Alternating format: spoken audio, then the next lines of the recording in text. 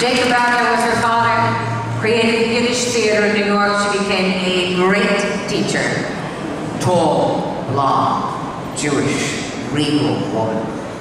And when I went into her master class at the age of 17, she said, "Who here has a scene for me? Who is prepared?"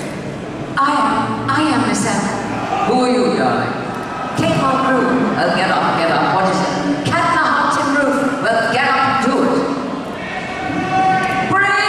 Bring, one of those no-neck monsters hit me with a hot button. "Stupid," she said.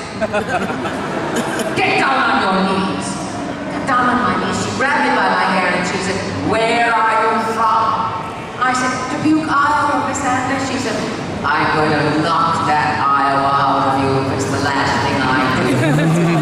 "And you're going to respell it E-P-I-C. And she did. Pretty damn good, right? Where are you? Where's the man? Where are you? All right. Hello, Miss Mulgrew. Hello, love. How are you? I'm good, thank you. You look amazing. You were in the 9, weren't you? Yes. What's your name? Tracy. Oh, it's so close. All right, yeah. As a fellow actor, it is an honour to speak with you and for you to be here. My question is, I wanted to know what top 3 things, because obviously there are so many, what top 3 things you feel make Star Trek so successful and so appealing to audiences? Top 3 things. Someone put it beautifully yesterday. Someone in the audience. Doesn't surprise me, you all are so smart.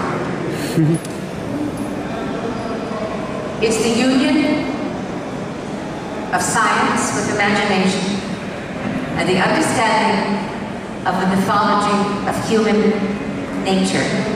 Meaning, this planet, this lifetime, is really nothing more or less than that spaceship lost. We only have each other. We only have a very narrow window of time to try to work this thing out. On every conceivable level. And only Star Trek, of everything I've ever seen, has managed to touch upon the great themes of transcendence, of decency, of diplomacy, of heroism, of an understanding of loneliness that can only be expressed as it was on that spaceship. And I think that the metaphor is not only remarkably astute, but it's so vulnerable and true that it captures the entire soul as well as the imagination of the people. We are only on this earth for 1 second. And we only have that second to try to accept one another and embrace one another. And that's what Star Trek did for me. Right? I think that's pretty much it, right? Yeah. Yeah. Hello, Kate. Hi. First of all, thank you so much for coming here. When you filmed Endgame, the last Voyager epic that broke all of our hearts, because that was the last time we see the series, how did you feel and what was it like filming that last episode? That was hard. Look, see? That's hard. 7 years is a long time. 7 years, everything, right? And I didn't talk about this yesterday, but even putting the series aside, 7 years, I raised my boys in those 7 years. Everything of importance, everything of value, everything that shaped me as a human being happened in those 7 years.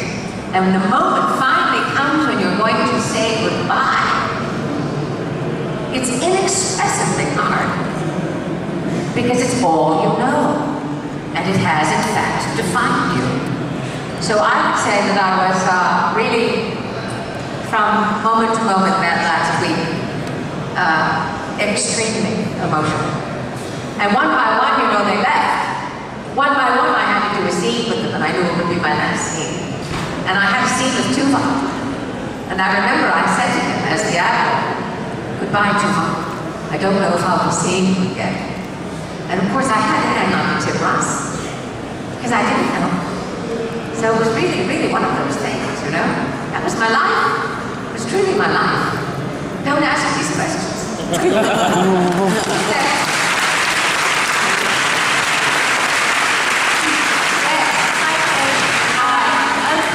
Growing up in the 90s, you were such an iconic and heroic role model to me. I was wondering if when you took on the role, you realised just how much responsibility and influence you would have as Janeway. I didn't, thank God. No, thank God. I'm going to tell you a story, and I know you're all going to be just slightly disappointed, but you'll forgive me. Because as you know, I loved Janeway, and I loved Voyager, and I loved Star Trek. But I was at a wedding one summer in Los Angeles, and there was this huge buzz, and you would cry, blah, blah, blah. I said, "What's going on? Why is everybody gathered around that person? Don't you know who that is?" I said, "No, it's Patrick Stewart." I said, "Who's Patrick Stewart?" He's the captain of Star Trek. I said, "What's Star Trek?" "You don't know what Star Trek?" "No." So, when I was offered the role, I thought, bloody good thing I didn't know. Because it was such a phenomenal change in my life that had I been otherwise prepared, I think I wouldn't have done as well. Do you know what I'm saying? It's a good thing I went in the way I went in. Yes. Were you sitting down on the floor? You were sitting down on the floor. Sitting down on the job. Not very English of you. Yes, ma'am. I have a two-part question. All right. So the first part, I'd like to say that, I grew up with Voyager. I was a 90s kid too. And, you were the captain to me. It didn't hit me either that you were the first female captain, because to me, you were, the captain, right? So my first question was going to be that would you perhaps maybe visit my home country, the Philippines, if you would ever consider going there. And the second would be, since you were on Voyager, which was the most isolated of all the series, you had the most strange alien encounters. Which would be your most favorite, and which is your least favorite encounter, and why? First of all, I would happily visit the Philippines. You just must extend the formal invitation. I will be there. I told you yesterday my least favorite species was A472 because they were a green tennis ball on the top of a stick.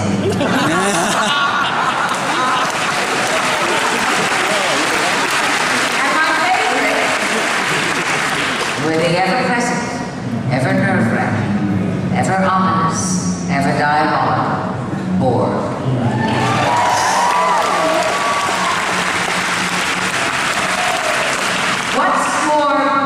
Bone-chilling than that, Captain. I think I see the cue. Fun.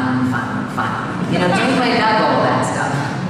My Janeway dug all that stuff. I had to turn to my crew and say, "Borg? Oh my God." But inside Janeway was thinking, yes!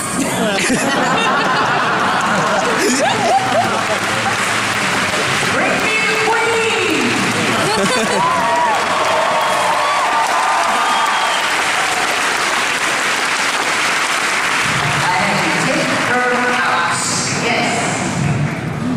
Hello, Mr. Mulgrew, and I want to get a chance to talk to you. I have a two-part question. First of all, what was the inspiration behind the Fairhaven episodes on the holiday? And secondly, have you any favourite Irish authors, writers, or literature? Now, man, let me talk. As you well know, the greatest writers in the world, with a few exceptions, are Irish. Everybody knows that, right? The greatest playwrights, aside from William Shakespeare. Wonderful writers. Edna O'Brien, who is also a friend of mine. Brilliant. This is really the great strength of the Irish, isn't it? Isn't it? Do you agree with me? Woo! In that damp, chilly, dark, shadowy climate. You'd be walking into a pub. How many of you have been to Ireland? And you know what's the truth now. You walk into the pub, you stand there and you order a pint, maybe a Jameson's. And within 2 seconds you're talking. But you're not talking nothing. It's so instantly, Jesus, Mary and Joseph. What are you saying that for? Where'd you get that idea from? I'd like to discuss that idea with you. And before you know it, you're talking about the idea all night long.